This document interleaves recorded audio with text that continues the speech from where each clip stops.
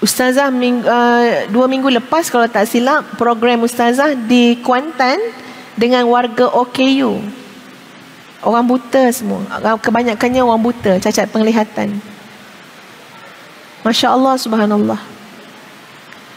Mereka tak payah ceramah macam Ustazah pun. Mereka duduk kat tepi-tepi tiang pun kita dapat pelajaran. Kita pandang orang buta ni terus dapat mesej. Apa dia? Sabarnya dia, redanya dia. Buta. Cuba tuan puan berlakon kejap dengan ceramah sambil pejam. Tak payah berlakon, Ustazah, memang dah berlaku. Ya, cuba. Tapi sambung lagi, jangan dengan ceramahnya pejam. Nak balik sekarang cari kasut pun pejam juga. Tak acilah dengan ceramahnya pejam, tidurlah tu. Lepas tu kan elok pula bangun. Lepas saya kata wallahu a'lam bissawab wa billahi taufiq wal hidayah, terus celik. Cuba tuan puan makan pejam mata, dengan ceramah pejam mata, jalan nak keluarkan pejam mata, orang tak nampak, cuba buat. Ya Rab, tahannya dia, sabarnya dia, redanya dia. Masya Allah, tabarakallah. Masya Allah, sabar sampai akhir hayat tuan puan. Kita cuba kalau sakit gigi, doa kita tu ialah ya Allah hilangkan sakit ni, cabutlah gigi ni, cabutlah gigi ni, sakit ni. Tak ada dah doa lain. Kita tak tahan. Sabar orang buta tuan puan sekalian sampai akhir hayat boleh jadi. Wanita ini berkata, asbir, aku sabar. Inni atakashaf, tapi aku ni tersingkap aurat ya Rasulullah. Fada'ullaha li an la atakashaf fada'alaha. Jadi aku sabar dengan penyakit ini cuma untuk yang tersingkap-singkap aurat tu ya Rasulullah. Kau tolonglah doa supaya walaupun aku sakit, auratku tetap terjaga. Masya Allah. Hebatnya wanita kulit hitam ni. Ya, jadi bukan soal sakit tu yang besar bagi dia.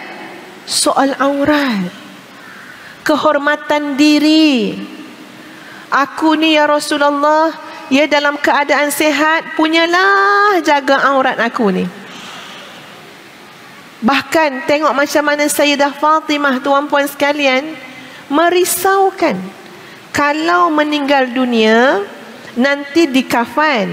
Bila dikafan, Sayyidah Fatimah risau bentuk kafan tu kan, bila dikafan kan ikut bentuk tubuh kan. Bila dikafan tu menampakkan tubuh. Dah menjadi kerisauan kepada Sayyidah Fatimah radhiyallahu anha. Masya Allah. Tak terfikir kat kita kan? Ada tak yang terfikir? Risau. Kenapa risau nenek? Nanti tu kain kapan tu ikut bentuk tubuh nenek nanti. Nampak pula sepepat-sepepat nenek nanti.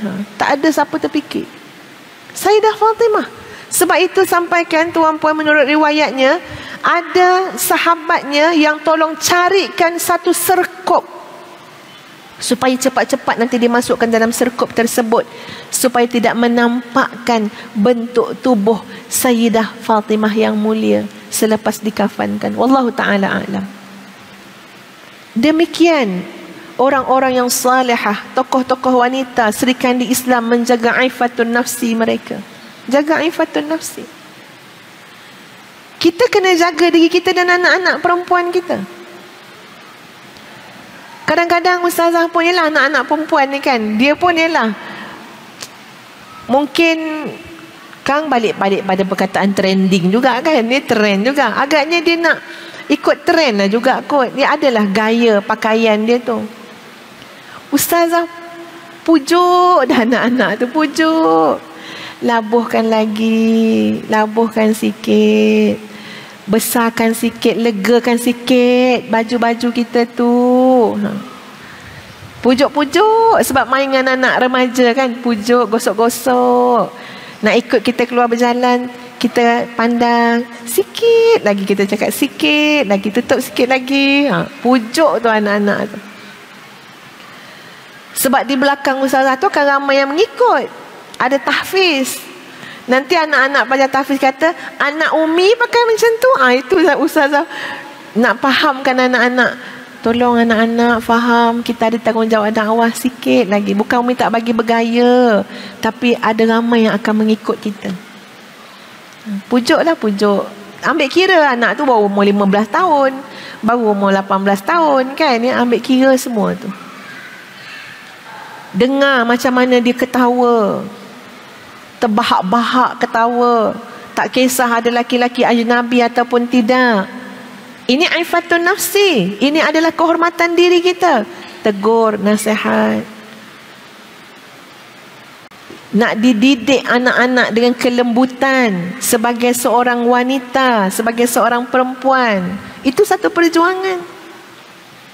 Itu belum lagi tuan-puan cabaran kepada aliran pemikiran yang masuk dalam minda anak-anak kita. Pemikiran, ideologi. Ni lapar-lapar ni cerita berat-berat pening kan? Ya? Macam-macam.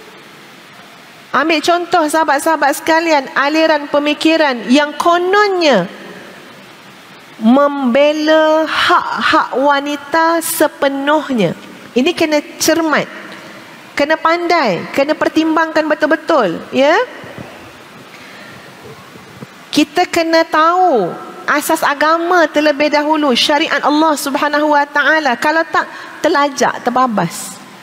Asalnya nak jaga hak-hak wanita. Bagus tak? Bagus. Elok. Tapi kita jangan lupa ada aliran pemikiran yang bercanggah dengan syariat Islam based on, berdasarkan rujuk kepada aliran-aliran seumpama ini. Hujung dia, sudahnya, tutup aurat pun dipertikaikan. Sudahnya, Quran pun nak disuruh tafsir balik ikut cara kita. Ya, tak nak ikut cara ulama-ulama muktabar dulu. Sudahnya. Maknanya apa dia? Ini adalah cabaran kepada aliran pemikiran, cabaran pada akidah. Sudahnya akan sampai tahap mempertikaikan. Kenapa nak kena taat kat suami? Sudahnya. Asalnya nak bela hak wanita, bagus. Dan kita kena ingat, Islam sangat membela hak wanita, sangat bela. Ya, Islam tak suruh wanita ni merengkok dalam kesusahan, dalam penderitaan, kecuali kita ada hak, kita boleh menuntut hak kita, mendapatkan pembelaan hak kita pada saluran-saluran yang dibenarkan. Jangan duduk diam. Kena cerdik, kena bijak. Tapi bukan sampai mengenepikan syariat Islam yang memerintahkan kepada seorang isteri untuk taat kepada suaminya. Semalam Ustazah bercakap tentang mahligai keluarga bahagia. Ceramah pula dengan suami, ingat senang. Ya, ceramah dengan suami ni bila dicatat apa yang kita cakap tu lagi Ustazah berdebar. Itu semua peluru. Peluru makan tuan. Ya, senang nanti suami kita kata apa? Cakap dalam ceramah itu lain, buatnya lain. Jadi memang bukan senang ceramah suami dengar. Suami kita kenal kita kan? Suami kita tahu kita cakap tak apa yang kita buat. Kita buat tak apa yang kita cakap. Itu satu cabaran. Cabaran untuk ustazah bila bersama-sama dengan suami dalam dakwah.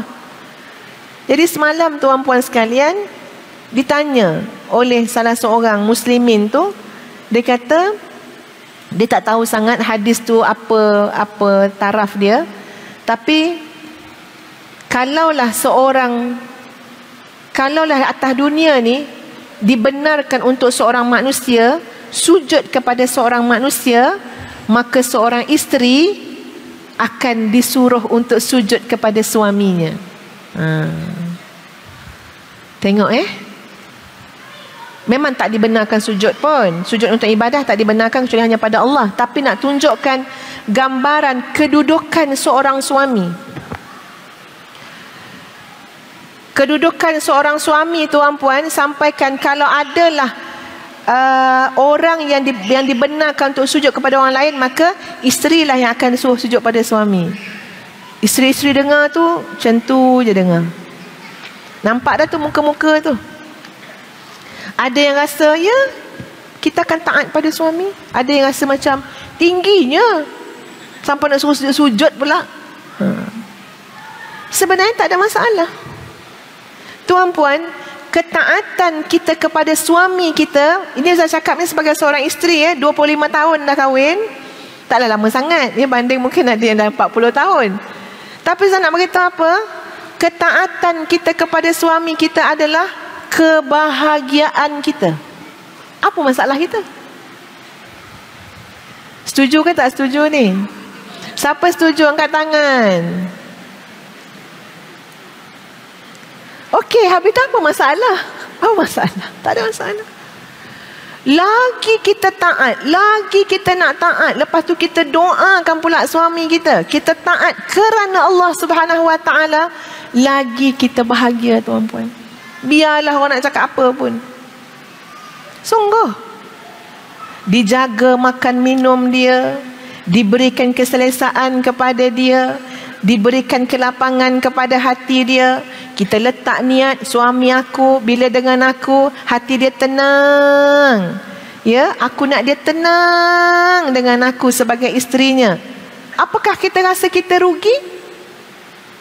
Tak rugi. Siapa yang bahagia? Kita, tuan-puan. Percayalah cakap Ustazah, bahagia. Tak bahagia Ustazah, dia buat perangai tak apa-apa, bukan dihargai saya pun, pedulilah dia. Boleh cakap, boleh nasihat, boleh tegur, boleh doa. Tapi kita tidak berharap kepada Tuhan punya tubuh tu. Kita tak berharap.